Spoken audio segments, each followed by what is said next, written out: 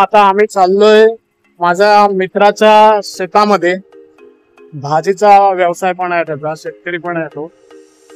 तुम्ही पाहू शकता सगळीकडे शेती लावलेली आहे भाजी. आणि अजून काय काय गोष्टी आहेत ते मी दाखवतो.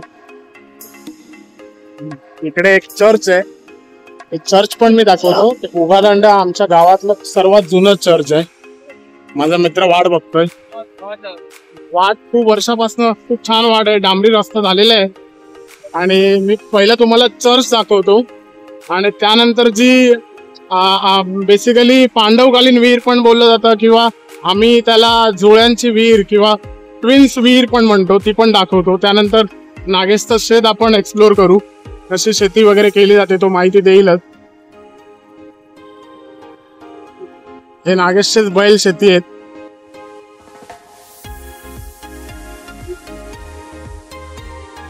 सो आमचे मित्र नागेश जोलेकर यांची शेती बघूया. हे शेतकरी बंधू आहेत आणि फार वर्षापासून शेती करतायत. सगळी हापूस आंब्याची झाडं भेटतील.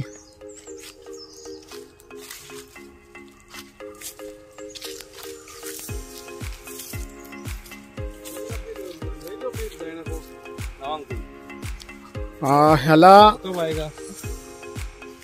ही कुठची भाजी आहे नागेश? नवांकुल बोलतो, म्हणजे आपलं अलकुल बोलतो आपण. अच्छा, ही अलकुल. मालवणी लोक किंवा कोकणामध्ये अलकुल बोलतात घाटावरची नवांकुल, आणि घाट माथ्यावर याला नवांकुल बोललं जातं. तर ही खूप फेमस आहे आणि खूप छान लागते भाजी. ऍक्च्युली इकडे पिकते घाटावरचीच आहे ती, आम्ही म्हणून आणली इकडे. काय म्हणताय? पहिली घाटावरचीच भाजी, इकडे कोण करत नाहीत जास्त. अच्छा, ते आम्ही आता इकडे प्रयोग करून हळूहळू सुरू केली आता. ओके. नाही पण भाजी खूप छान असते, कारण मी मुंबई पुण्यामध्ये नाही बघितली ही भाजी. किंवा तुम्हाला अलकुल म्हणा किंवा नवांकुळ हा प्रकारच भेटत नाही. पण मी आल्यानंतर नागेशकडेच इकडची भाजी घेऊन मी घरी बनवलेली आहे किंवा मुंबईला पण घेऊन गेलोय. फार छान भाजी लागते.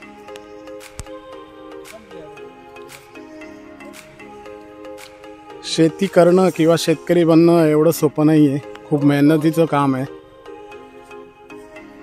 नागेश आपल्याला आता दुसरी भाजी दाखवतो. ही कुठची? गवारची भाजी आहे. घाटी गवार बोललं जातं याला. गवार लागलेली आहे, तुम्ही पाहू शकता.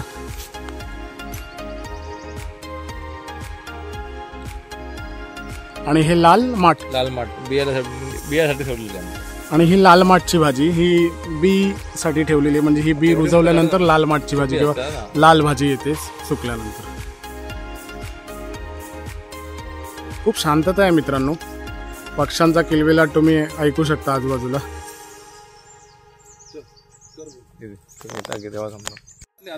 इथे मुळ्याच्या भाजीच्या बी पेरलेल्या आहेत. हे दरवाजा उघडा बैल परत. तुम्ही पाहू शकता मुळ्याच्या भाजीचा.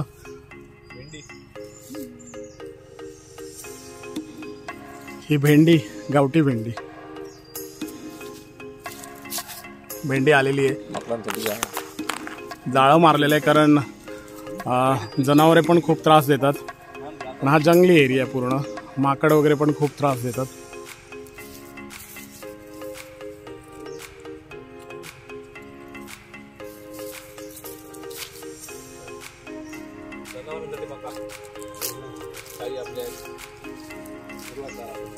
हा हिरवा चारा आहे.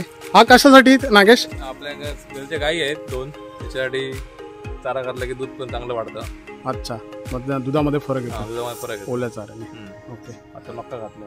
अच्छा, हा मका आहे. मक्याच्या चाऱ्यामुळे काय होतं मित्रांनो, मक्याचा चारा हा बेसिकली गाई, म्हशी, बैल यांना खूप चांगला. आणि गाई म्हशीला जर तुम्ही दिलात तर त्यामध्ये दूध उत्पन्न वाढतं. त्यासाठी त्यांनी स्पेशली मका लावलेला आहे. ही पुन्हा पाहू शकता नवांकुल किंवा अलकुल.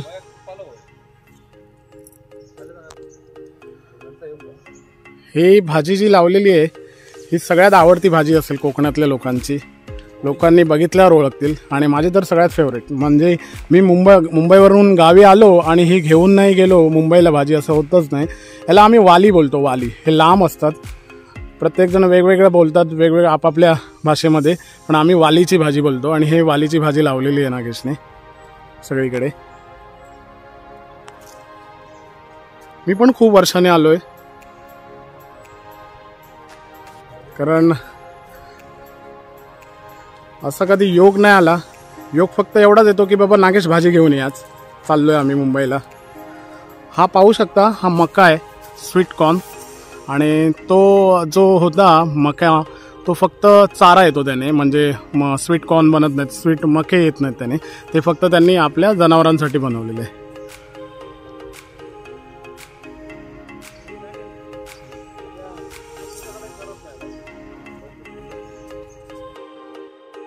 हे बघू शकता तुम्ही मित्रांनो, ही मिरचीची लागवड आहे.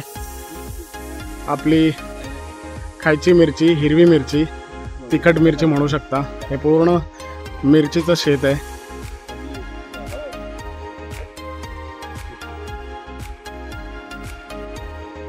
अजून मिरची पकडलेली नाहीये. नागेश, किती महिने लागतात मिरची पकडायला? आता लावल्यापासून 1 महिन्यात उत्पन्न सुरू होतं असे लागायला. अच्छा, याला किती दिवस झालेत आता? 1 महिना पूर्ण झाला. हा, हे बघा मिरची लागली काही ठिकाणी, लागली सुरू झाली. आणि फार तिखट मिरची असते ती. सलग आता मग 3 महिने उत्पन्न चालू. ओके, म्हणजे लागल्यापासून 3 महिने मिरचीचं उत्पन्न घेण्यासाठी ऍटलिस्ट 3 ते 4 महिने तुम्ही मिरचीचं उत्पन्न घेऊ शकता. आम्ही लाल केल्याशिवाय काढत नाही.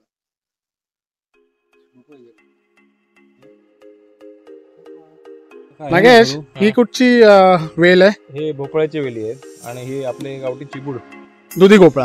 दुधी भोपळा नाही, साधा भोपळा. साधा भोपळा, लाल भोपळा. ओके, आणि ते काय? चिबूड. चिबूड. अच्छा, चिबूड. चिबूड पण हे फक्त कोकणातच दिसतील तुम्हाला, घाट माथ्यावर कुठेच दिसणार नाही. आणि चिबूड बेसिकली आम्ही गणपतीला येतो त्यावेळी चिबूड घेऊन जातो आणि फार छान लागतात गोड गोड. मित्रांनो पाहू शकता तुम्ही, ही चार आहे मोठी, घाटी चार बोलतात, घाटावरनं आणून लावली. तर मित्रांनो जर बघायला गेलात तर फक्त भाजीचं उत्पन्न नाही घेतलंय, काही ठिकाणी चार किंवा मका ह्या सगळ्या गोष्टी पण घेतलेल्या आहेत. आणि बेसिकली त्याच्याकडे गाई म्हशी पण आहेत, म्हशी नाही सॉरी गाई आहेत, बैल आहेत, आणि त्यासाठी चारा पाहिजे, दुधाचं उत्पन्न चांगलं यायला पाहिजे, त्यासाठी ह्या सगळ्या गोष्टी कराव्या लागतात. सो म्हणून म्हणतो शेती करणं एवढं इझी नाही, खूप मेहनतीचं काम आहे. आणि भाज्यांमधला एक कोकणी मेवा म्हणू शकता, मुळ्याची भाजी. असा कुठचा कोकणी नसेल ज्याला मुळ्याची भाजी आवडत नसेल.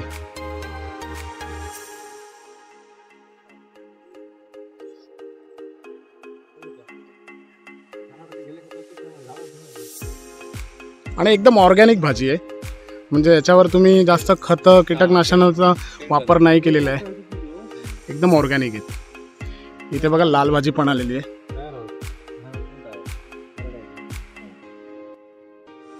हे काय आहे नागेश? ओके, नाचणी लागणार आहे. ओके, हे नाचणीचं पीक घेणार आहेत, नाचणीचं झाडं लावलेली आहेत इथे, आणि दुसऱ्या ठिकाणी ही लावणार. सो हे बेसिकली नाचणीचं पीक. नागेश हे काय आहे? ही आपली गावठी हळद. ओके, गावठी हळद, म्हणजे आपण नागपूरची पातोळी म्हणतात. Okay okay okay. अच्छा, खाली हळद बनलेली आहे का? एक काढून दाखवशील का मला? मित्रांनो मी नागेश बरोबर कधी मराठीमध्ये नाही बोलत, आम्ही मालवणीमध्येच बोलतो, पण मालवणी मिक्स आणि मराठी मिक्समध्ये बोलतो. बघू शकता तुम्ही हळद, ही ओरिजिनल गावठी हळद आहे. हे पूर्ण हळदीची शेती केलेली आहे. आता हळद काढण्याचा वेळ आलेला आहे.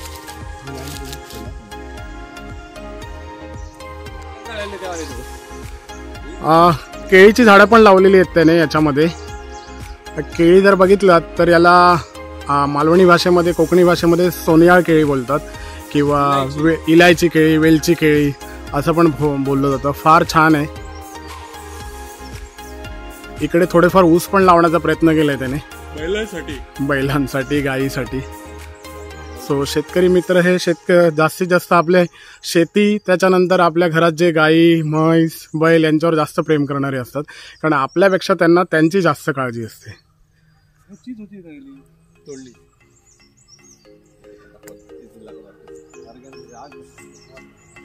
मित्रांनो पाहू शकता कोकणातील मेवा हापूस आंबा. जर लक्षात दिलात बारीक तर छोटे छोटे आंबे आलेले आहेत, कच्च्या कैऱ्या बनलेल्या आहेत. आंब्याचं सीझन चालू होईल एकदा प्रॉपर 2 महिन्यानंतर तुम्हाला चांगले तयार झालेले पक्के आंबे खायला भेटतील. आजूबाजूला सगळीकडे आंबेच आंबे आणि सगळे हापूस आंबे आहेत किंवा रेअरली तुम्हाला पायरी आंबा भेटेल. बाकी तिसऱ्या कुठच्याच प्रकारचा आंबा इकडे तुम्हाला भेटणं मुश्किल आहे.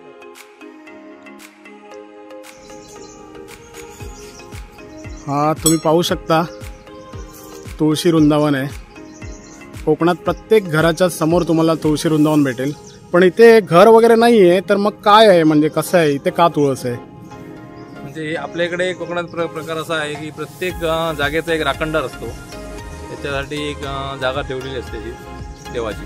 तेव्हा जागेत मग आम्ही आता दरवर्षी त्याला नारळ आणि कोंबडा द्यावा लागतो.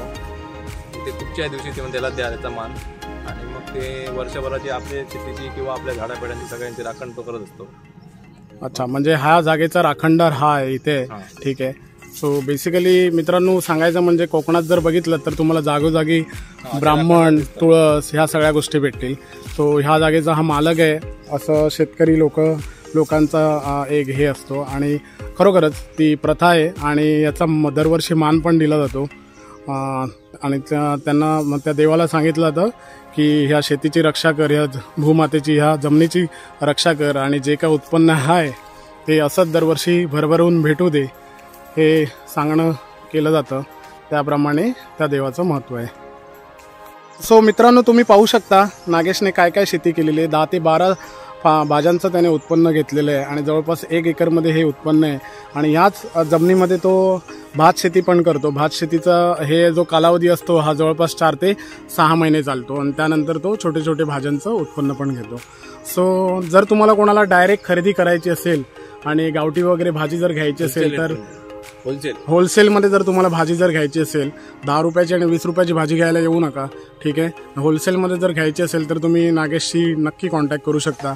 त्यासाठी नागेशचा कॉन्टॅक्ट नंबर, नागेश काय कॉन्टॅक्ट नंबर आहे तुझा?